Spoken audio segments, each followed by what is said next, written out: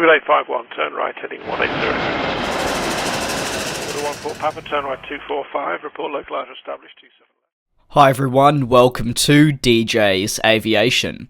Is Airbus's newest A380, titled the A380plus, destined to fail before it even sets off? In today's video, I'll be exploring just that, with a key look at the current aviation industry trends, the current success of the A380, as well as its usage, the problems that were encountered with the A380, and a whole lot more. So strap yourselves in, and I do hope you all enjoy this video. The A380 is the world's largest passenger plane, and whether we love it or hate it, the airliner is certainly a sight to see at any airport. The full double-decker that the aircraft features has allowed for many opportunities within the cabin, but outside it has resulted in a number of problems. The added cabin space has meant airlines have been able to fiddle with designs and create luxurious seat designs not seen before on any aircraft. This has helped the A380 stand out from your typical 787 or even A350. But in saying all this, the increased size has meant that airports have had to adjust just to cope, and still to this day, not all airports are able to handle the mighty A380. While I'm not directly mentioning the A380 Plus here, the difference between the two is not detailed to be very different, meaning the same problems would likely occur in the newer version if ever released.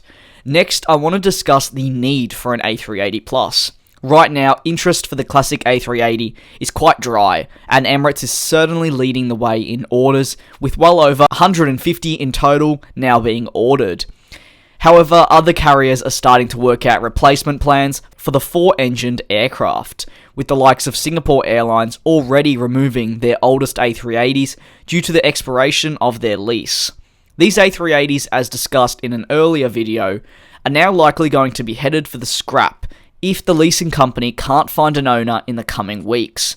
It's worth noting, this search for a new owner didn't begin 3 days ago. It's been ongoing for months, and it really signals the demand for a four-engined aircraft like the Airbus A380. And the fact is, airlines are just not opting for large aircraft anymore like the A380, 747-8, and the eventual A380 Plus. While the leasing companies are looking for customers, the airlines they were remotely talking to are opting for the likes of the A350, 787, and 777X. Let's take a look at British Airways. The carrier did express interest in adding additional A380s to its fleet, as they were extremely happy with the performance of that aircraft. However, brand new ones were completely out of the question because of the hefty price tag associated with it. Willie Walsh, the head of IAG, noted that the airline was considering ordering second-hand A380s. However, they didn't move for the two 10-year-old Singapore Airlines A380s and are now noted to be in strong talks with Boeing for an order for a new wide-body aircraft, with many discussing that it may be the 777X. This goes to show where the demand is, and this is another reason why I personally believe the A380 Plus is doomed. It isn't an analysis without a good old look at the specifications. While not all specifications have been released, the A380 Plus would likely seat more than 500 passengers, again depending on the configuration of the airline and what they really want out of the aircraft. 500 passengers, while sure it is convenient enough for airlines, it isn't what passengers want. The trend is moving towards aircraft that can fly for long amounts of time, and mean you can get to your destination as effortless as possible with as little stops. While there are some who are very skeptical about ultra-long-haul flights or are just completely against it, many airlines see it as the way of the future. For example, Qantas's Project Sunrise. The issue of range is also something worth mentioning. The A380 Plus doesn't have the range of the 777X or even the A350-900 ULR. And sure, while the Dash 900 ULR is after all an ultra-long-range aircraft designed specifically for long-haul flights, it is still a more attractive option because of its potential, and that's the key word. Airlines that choose the A380 Plus are stuck with this plane. What I mean by this is putting the A380 Plus on, let's say, a 3-hour flight isn't profitable, while for Emirates it actually may be. For your typical airline, it isn't. However, let's say you place the Airbus A330 on a Melbourne to Hong Kong route with Virgin Australia. This all of a sudden is. With less seats, shorter range, and other differences, the A330 can not only fly to Hong Kong, but it could also be placed on the quick Melbourne to Sydney flight earlier in that day and still be profitable. However, the A380 Plus isn't designed for that sort of thing. This in turn leads me on to my next point, which is routes. Connecting smaller cities together is now becoming a must for airlines.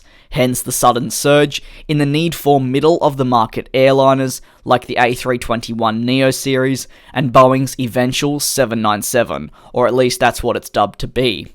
What I'm trying to say here is, though, that while flights from Los Angeles to Heathrow are still in demand, services from Sydney to Vietnam, Sydney to Singapore, Sydney to Indonesia, Perth to India, and so on, are actually also in high demand, and middle-of-the-market airliners mean that airlines can operate these flights without the concern of filling a 500-plus seater aircraft like the A380 Plus.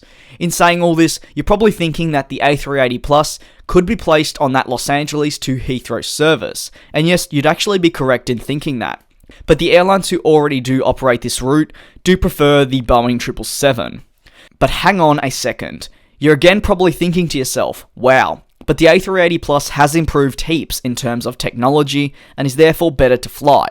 Well, for sure, it is a better option than the current A380 on offer, but it doesn't change the fact that this aircraft has 4 engines, not 2, and therefore means the servicing costs are different.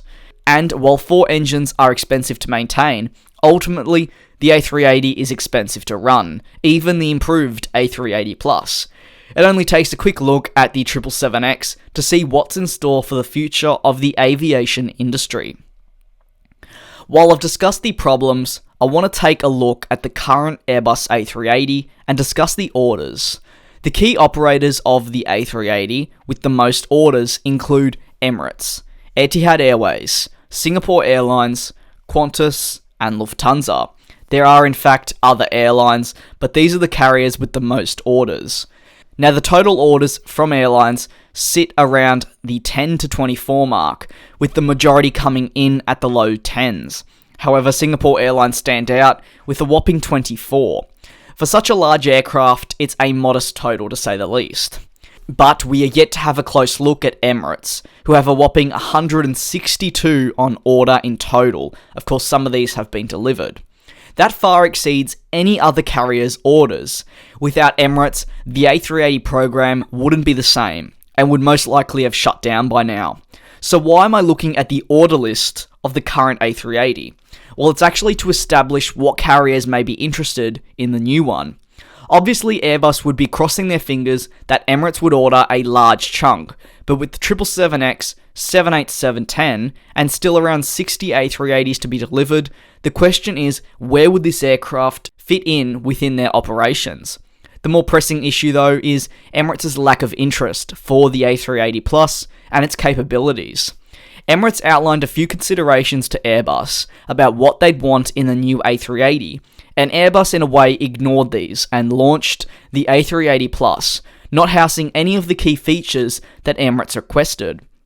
There are quite a few ways that you could look at this, and in my opinion it's as follows.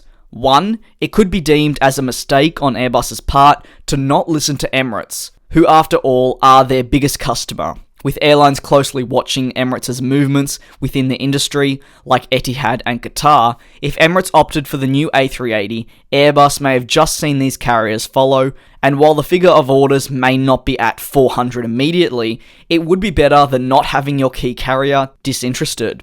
The other way of looking at it is, Airbus were in the right to not listen to a carrier and let them solely determine how an aircraft should be built.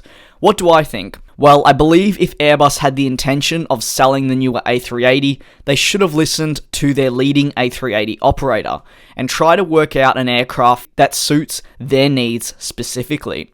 After all, Emirates made it very apparent they were willing to put in a huge number of orders for this A380 if it was to meet their liking. So ultimately, what do I think will happen?